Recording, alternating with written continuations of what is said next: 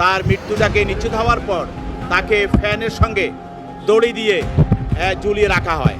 যেই দড়িটি সেখানে ব্যবহার করা হয়েছে ডন নিজে তার মাজায় বেঁধে সেখানে নিয়ে গিয়েছিল। সালমান শাহকে হত্যার জন্য ডনের সঙ্গে 12 লাখ টাকায় চুক্তি করেছিলেন তার স্ত্রী সামিরা হক ও চলচ্চিত্র প্রযোজক আজিজ মোহাম্মদ ভাই। এবার এমন এক চাঞ্চল্যকর ও বিস্ফোরক তথ্য সামনে এসেছে। প্রায় 3 দশক ধরে যে প্রশ্নের উত্তর খুঁজে ফিরছিলেন সালমান শাহ ভক্তরা, সত্যিই কি হত্যা করা হয়েছিল ঢালিউডের এই ক্ষণজন্মা নায়ককে? আর যদি হত্যা হয়ে থাকে তাহলে এর পেছনে কারা ছিলেন? সেই পুরানো রহস্যই যেন নতুন করে আলোড়ন তুলেছে সাম্প্রতিক একটি গ্রেপ্তার।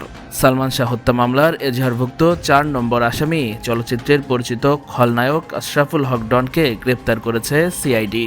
আর তাতেই উঠে এসেছে এক চাঞ্চল্যকর তথ্য।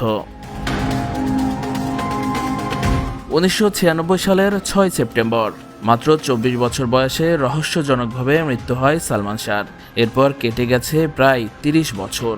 তদন্ত হয়েছে, মামলা হয়েছে, নানা সময় এসেছে নানা তত্ত্ব, কিন্তু প্রশ্নের পুরোপুরি অবসান হয়নি।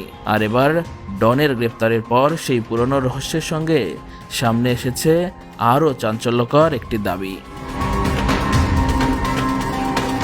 রাষ্ট্রপক্ষের আইনজীবীর দাবি, সালমান শাহকে হত্যার জন্য ডনের সঙ্গে 12 লাখ টাকার চুক্তি করেছিলেন তার স্ত্রী সামিরা হক ও চলচ্চিত্র প্রযোজক আজিজ মোহাম্মদ ভাই। কিন্তু কেন?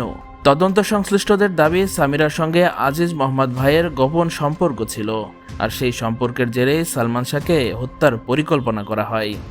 1 নম্বর আসামি হলো সালমান শাহর হত্যাকারী একজন, তার স্ত্রী সামিরা হক, এবং 2 নম্বর আসামি হলো আরেকজন হত্যাকারী, তার আজিজ মোহাম্মদ ভাই।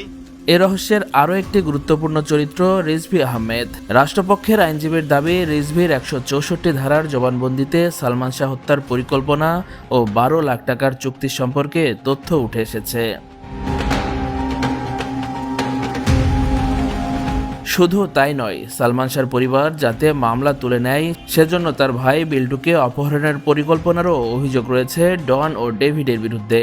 1997 সালের 19 জুলাই সেই পরিকল্পনার সময় রিজভী গ্রেপ্তার হন বলে মামলার নথিতে উল্লেখ রয়েছে। এরপর 24 জুলাই আদালতে 164 ধারার জবানবন্দি দেন তিনি। কিন্তু এত বছর পরও প্রশ্ন থেকেই গেছে, সালমান শাহ কি আত্মহত্যা করেছিলেন নাকি তাকে হত্যা করা হয়েছিল? যদি হত্যা হয়ে থাকে তাহলে সেই হত্যার নেপথ্যে কারা ছিলেন? 12 লাখ টাকার কথিত চুক্তি বা কতটা সত্য? আর সেখানে ডনের ভূমিকা আসলে কি ছিল? কেন এত বছর পর আবারও সেই পুরনো অভিযোগগুলো সামনে এলো? এখন ডনের গ্রেপ্তারের পর তদন্তের নতুন অধ্যায়ে হয়তো এসব প্রশ্নের উত্তর খোঁজা হবে।